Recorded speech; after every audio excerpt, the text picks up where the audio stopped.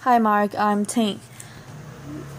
Today's topic is Martin Pistorius, How My Mind came back to life and no one knew. I'm in sophomore. My number is 10. Imagine being able to say, I'm hungry, I'm in pain, thank you, or I love you, being trapped inside your body, a body that doesn't respond to commands, surrounded by people, yet utterly alone, wishing you could reach out, to connect, to comfort, to participate. For 13 long years, that was my reality. Most of us never think twice about talking, about communicating. I've thought a lot about it. I've had a lot of time to think. For the first 12 years of my life, I was a normal, happy, healthy little boy. Everything changed. Then everything changed. I contracted a brain infection. The doctors weren't sure what it was, but they treated me the best they could. However, I progressively got worse. Eventually, I lost my ability to control my movement, make eye contact, and finally, my ability to speak.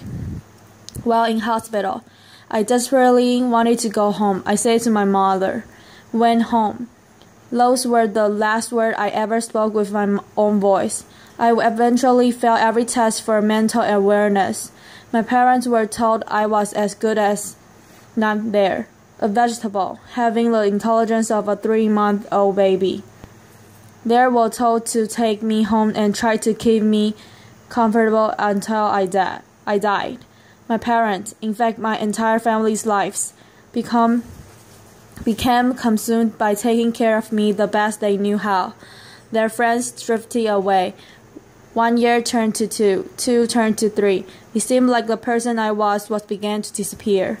The Lego blocks and electronic circuits I've learned as a boy were put away. I had been moved out of my bedroom into another, more practical one. I had become a ghost, a fading memory of a boy people once knew and loved. Meanwhile, my mind began knitting itself back together. Gradually, my awareness started to return.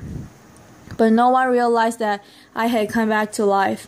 I was aware of everything, just like any normal person. I could see and understand everything, but I couldn't find a way to let anybody know. My personality was entombed within a seemingly silent body, a vibrant mind hidden in plain sight within a chrysalis. The stark reality hit me that I was going to spend the rest of my life locked inside myself, totally alone. I was trapped with only my thoughts for company. I would never be rescued. No one would ever show me tenderness. I would never talk to a friend. No one would ever love me. I had no dream, no hope, nothing to look forward to. Well, nothing pleasant. I lived in fear, and to put it bluntly, was waiting for death to finally release me, expecting to die all alone in a care home. I don't know if it's truly possible to express in words what it's like not to be able to communicate. Your personality appears to vanish into a heavy fog, and all of your emotions and desires are constricted, stifled, and muted within you. For me, the worst was the feeling of utter powerlessness. I simply exist. It's a very dark place to find yourself because, in a sense, you have vanished. Other people controlled every aspect of my life. They decided what I ate and when, whether I was laid on my side or strapped into my wheelchair. I often spent my days positioned in front of the TV watching Barney reruns. I think because Barney is so happy and jolly, and I absolutely wasn't, it made it so much worse. I was completely powerless to change anything in my life or people's perceptions of me. I was a silent, invisible observer of how people behave when they thought no one was watching. Unfortunately, I wasn't only an observer, with no way to communicate. I became the perfect victim, a defenseless object, seemingly devoid of feelings that people use to play out their darkest desires. For more than 10 years, people who were charged with me who were charged with my care abused me physically, verbally, and sexually, despite what they thought I did feel. The first time it happened, I was shocked and filled with disbelief.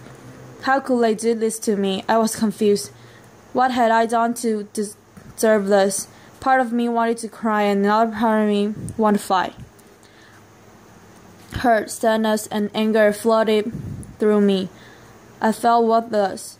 There was no one to comfort me. But neither of my parents knew this was happening. I lived in terror, knowing it would happen again and again. I just never know that. And all I knew was that I would never be the same. I remember once listening to Whitney Houston singing, "No matter what they take from me, they can't take away my dignity." And I thought to myself, you want to bet.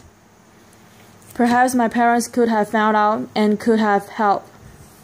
But the years of constant caretaking, having to wake up every 2 hours to turn me, combined with them essentially grieving the loss of their son, have taken a toll on my mother and father. Following yet another heated argument between my parents, in a moment of despair and desperation, my mother turned to me and told me that I should die.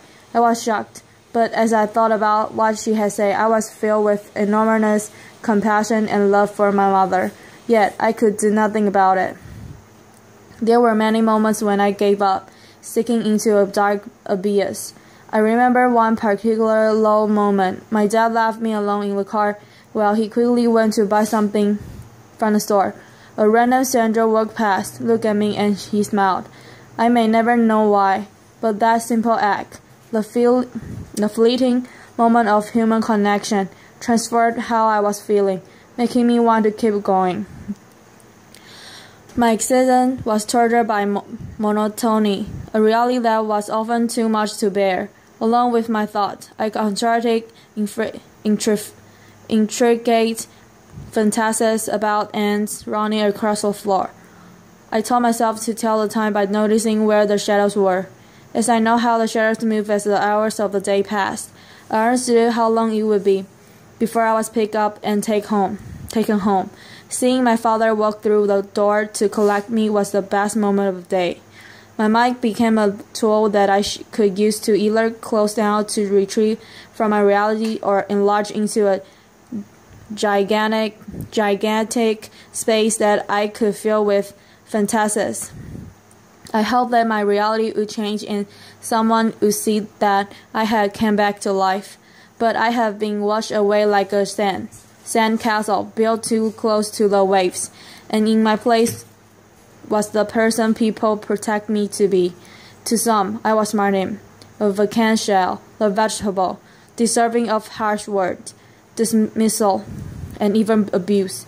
To others, I was the tragically brain-damaged boy who had grown to become a man, someone they were kind to and cared for, good or bad. I was a blank canvas onto which different versions of myself were projected. It took someone new to see me in a different way, and aromatherapist began coming to the care home about once a week, whether through intuition or her attention to details that others failed to notice. She became convinced that I could understand what was being said. She urged my parents to have me tested by experts in augmentative and alternative communication, and within a year I was began to use a computer program to communicate. It was exhilarating, but frustrating at times. I had so many words in my mind that I couldn't wait to be able to share them. But sometimes I would say things to myself simply because I could. In myself, I had a ready audience, and I believed that by expressing my thoughts and wishes, others would listen too. But as I began to communicate more, I realized that it was in fact only just the beginning of creating a new voice for myself. I was thrust into a world I didn't quite know how to function in. I stopped going to the care home and managed to get my first job making photocopies. As simple as they may sound, it was amazing. My new role was really exciting but often quite overwhelming and frightening. I was like a man-child, and as liberating as it often was, I struggled. I also learned that many of those who had known me for a long time found it impossible to abandon the idea of modern they had in their heads, while those I had only just met struggled to look past the image of a silent man in a wheelchair. I realized that some people would only listen to me if what I say was in line with what they expected. Otherwise, it was disregarded, and they did what they felt was best. I discovered that true communication is about more than merely physically conveying a message. It is about getting the message heard and respected. Still, things were going well. My body was slowly getting stronger. I had a job in computing that I loved, and had even got Kojak, the dog I had been dreaming about for years. However, I longed to share my life with someone. I remember staring out the window as my dad drove me home from work, thinking I have so much love inside of me and nobody to give it to. Just as I had resigned myself to being single for the rest of my life, I met Joanne. Not only is she the best thing that has ever happened to me, but Joanne helped me to challenge my own misconceptions about myself. Joanne said it was through my words that she fell in love with me. However, after all I had been through, I still couldn't shake the belief that nobody could truly see beyond my disability and accept me for who I am. I also really struggled to comprehend that I was a man. The first time someone referred to me as a man, it stopped me in my tracks. I felt like looking around and asking, who, me? They all changed with Joanne. We have an amazing connection, and I learned how important it is to communicate openly and honestly. I felt safe, and it gave me the confidence to truly say what I thought. I started to feel whole again, a man worthy of love. I began to reshape my destiny. I spoke out a little more at work. I asserted my need for independence and the people around me. Being given a means of communication changed everything. I used the power of words and will to challenge the preconceptions of those around me and those I had of myself. Communication is what makes us human, enabling us to connect on the deepest level with those around us, telling our own stories, expressing wants, needs, and desires, or hearing those of others by really listening. All this is now the world knows who we are, so who are we without it? True communication increases understanding and creates a more caring and compassionate world. Once I was perceived to be an inanimate object, a mindless phantom of a boy in a wheelchair.